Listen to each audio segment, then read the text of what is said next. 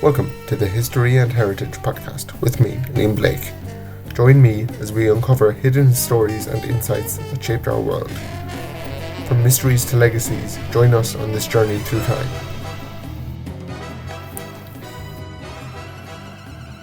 Every country has its own breed. Ireland has the Kerry Blue.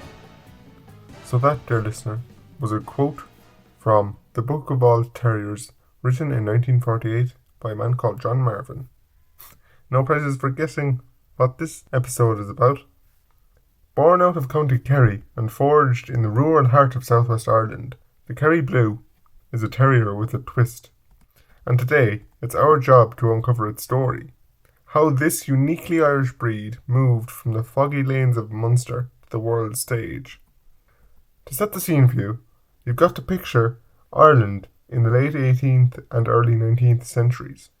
Rural, remote and under British rule, and steeped in cultural complexity. In those isolated communities, a dog wasn't just a pet, it was a partner in survival. That's where the Kerry Blue emerged. Its ancestors were likely a mix of local terriers, Irish wolfhounds, and possibly even dogs brought ashore from Spanish ships wrecked in the Armada. There is folklore, of course. A mythical blue dog swimming ashore at Tralee Bay after a shipwreck, mating with local dogs, and giving rise to the breed. We can't prove it, but that's part of the charm, and such legends reflect the deep cultural resonance these animals held in rural life. What we do know is this. By the mid-1800s, the Kerry Blue Terrier was already making its mark in Kerry as a versatile, all-purpose working dog. It hunted vermin, it herded sheep, and it guarded homesteads. It was the rural man's dog, tenacious, smart and devoted. Descriptions of the breed's working versatility appear in Irish farming memoirs and dog manuals of the late 19th century, though it was not yet officially recognised. Fast forward to 1916, the Easter Rising. An armed rebellion shakes Dublin and changes the Irish political landscape forever. But why mention that? It is Dublin after all, not Kerry. Because only a few years later, the Kerry Blue becomes the centre of a different kind of nationalism. In 1920, amidst the Irish War of Independence, Irish patriots, amongst them famously Michael Collins, championed the Kerry Blue as Ireland's national dog. It was a way of asserting cultural pride just as much as literature or music. Collins himself is said to have paraded his own Kerry Blue through the streets of Dublin. According to reports from the Freeman's Journal and later writings from historian Tim Pat Coogan, Collins's support was emblematic of his vision for a proud, distinct Irish identity. In that same year, the Dublin Irish Blue Terrier Club was founded. The club's founding show on St. Patrick's Day 1921 was no small gesture. It was staged at a time when Dublin was a centre of both military occupation and revolutionary spirit. Holding a dog show then was nothing short of audacious. That very year, the first official breed standard was published by the club, and efforts to promote the breed across the newly emerging Free State began in earnest. By 1922, just months after the Anglo-Irish Treaty and the creation of the Irish Free State, the Kerry Blue Terrier was exhibited at Crufts in London. In that moment, the Kerry Blue became more than a national symbol. It became an international ambassador. The Irish Blue Terrier, as it was sometimes still called at that point, now stood proudly among the world's finest dogs. And if you have ever seen a Kerry Blue in motion, you'll understand the fuss. These dogs are charismatic, confident and proud. Their hallmark is, of course, that striking coat, a soft, dense, wavy affair that transitions from black at birth to a steely blue-grey as the dog matures.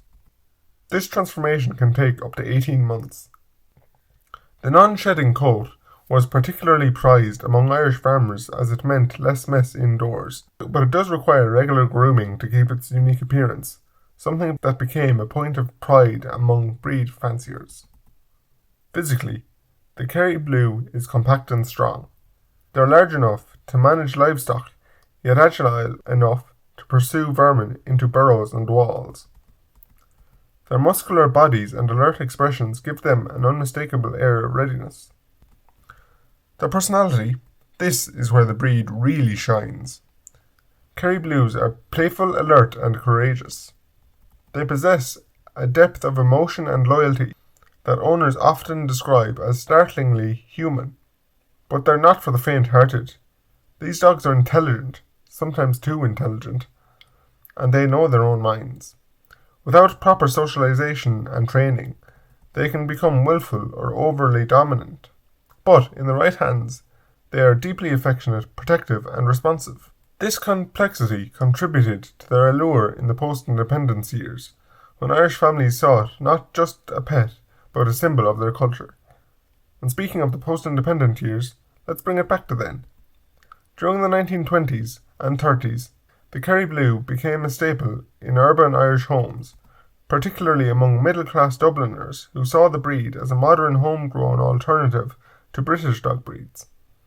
It was a time when the Irish Free State was trying to define itself through the arts, education and agriculture, and dog breeding was part of that broader movement. One of the breed's greatest international champions was Harry M. Trimble, a New Yorker who played a key role in introducing the Kerry Blue to the United States. Thanks to his efforts and those of other American enthusiasts, the American Kennel Club recognized the breed quite early on in 1922. Just 4 years later, in 1926, the United States Kerry Blue Terrier Club was founded, and the breed began making appearances at Westminster and other major shows. The AKC Gazette from the 1930s frequently carried features and photographs of the Kerry Blues, cementing their status as show dogs with serious credentials. Throughout the 20th century, Kerry Blues continued to appear in film, television, and political life. They were owned by writers, actors, and even politicians, yet they never lost their working dog edge. In fact, as late as the 1950s, Kerry Blues were still being used on small farms in Kerry and Clare, according to the Irish Farmers Journal archives. Health-wise, the Kerry Blue is generally a sturdy breed, with an average lifespan of 12 to 15 years. Like many purebred dogs, they are predisposed to specific conditions, most notably hip dysplasia, cataract, and entropion.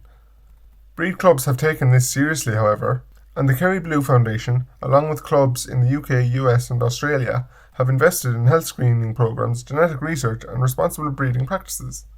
The Irish Kennel Club maintains a registry and continues to promote health-focused breeding guidelines. Despite this, the Kerry Blue is currently listed as a vulnerable native breed by the Kennel Club in the UK and the Irish Kennel Club. Less than 300 puppies are registered annually between Ireland and Britain. In response, conservation initiatives and public awareness campaigns, such as this one, have intensified. Clubs in Finland, Denmark, Poland, Canada, and Australia, among others, actively promote the breed at national shows and online platforms, sharing health data and encouraging breed stewardship.